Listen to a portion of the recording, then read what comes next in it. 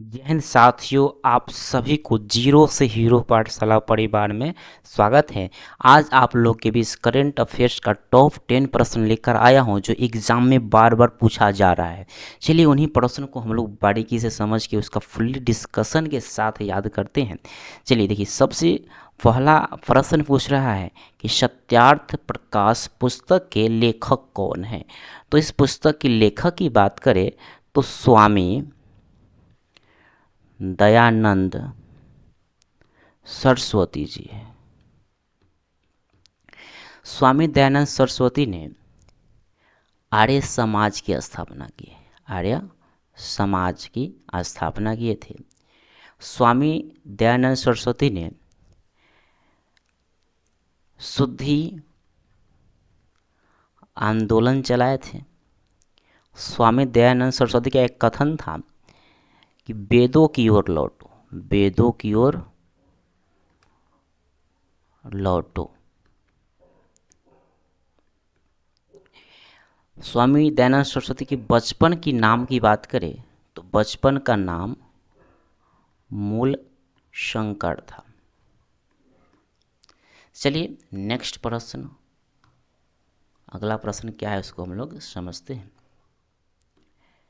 अगला प्रश्न है कि यूनेस्को विश्व धरोहर में भारत के किन दो शहर शामिल है।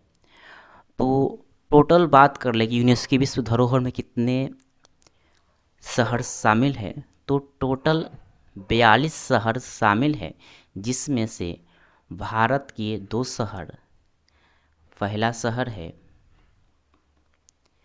अहमदाबाद,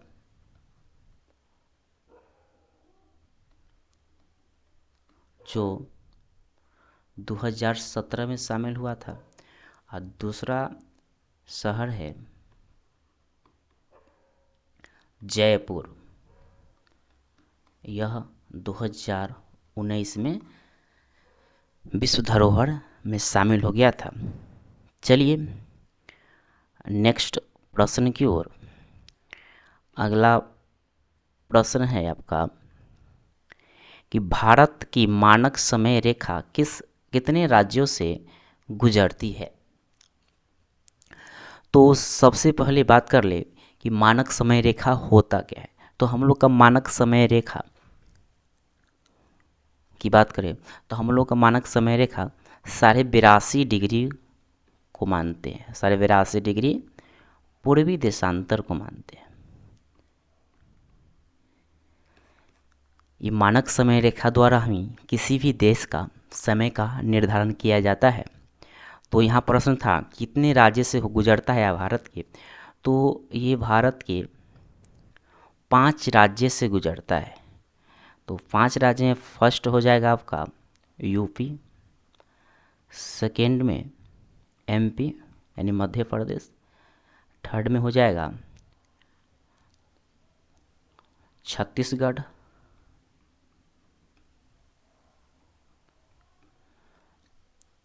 चार में हो जाएगा उड़ीसा,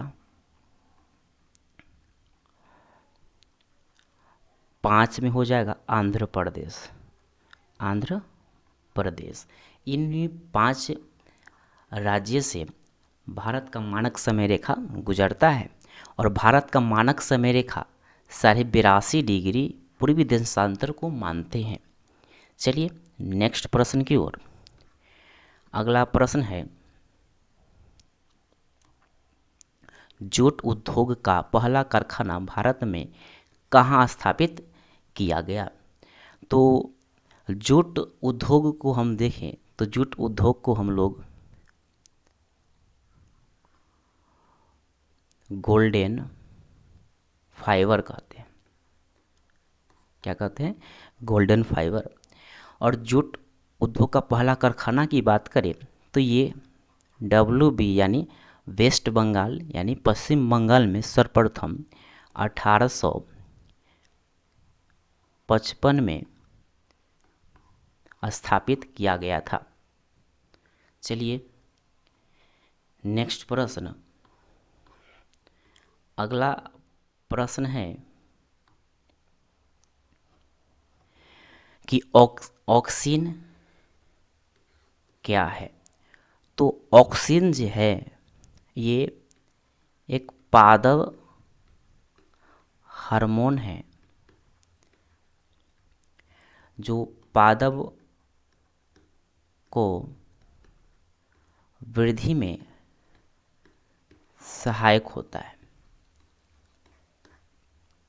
चलिए नेक्स्ट प्रश्न, अगला प्रश्न था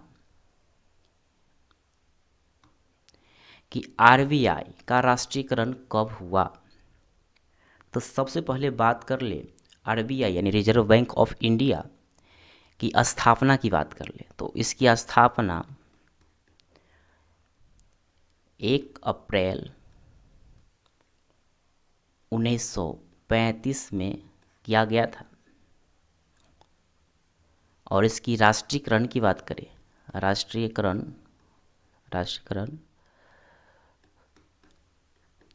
1 जनवरी को 1949 को हुआ था इसका राष्ट्रीयकरण।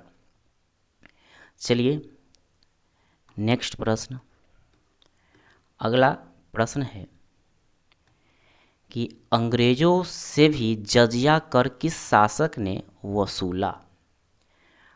तो यहाँ सबसे पहले देखेंगे कि जजिया कर लगाया किसने। तो जजिया कर सर्वप्रथम मोहम्मद बिन कासिम ने लगाया था। लेकिन जजिया कर को अंग्रेज से नहीं वसूला जाता था, लेकिन एक ऐसा शासक आया जिसका नाम था औरंगजेब, जिन्होंने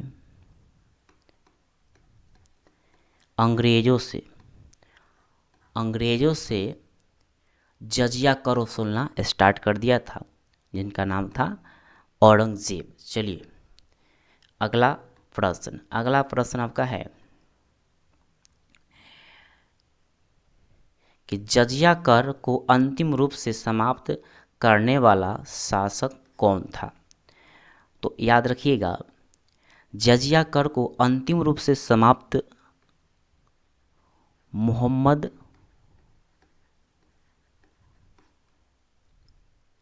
शाह ने किया था।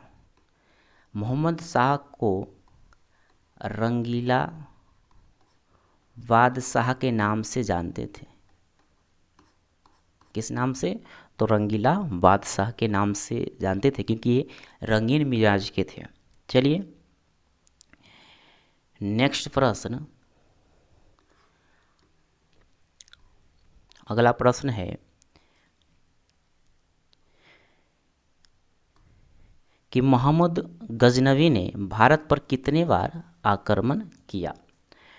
तो बात कर ले तो ये मोहम्मद गजनवी ने 1000 ईस्वी से 1027 ईस्वी तक कुल 17 बार आक्रमण किया था। और इनका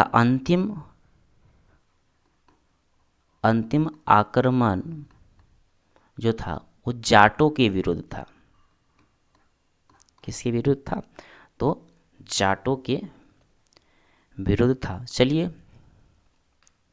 नेक्स्ट प्रश्न, अगला प्रश्न है और लास्ट प्रश्न कि अरबों की सिंध विजय का प्रमाण किस फारसी ग्रंथ में मिलता है।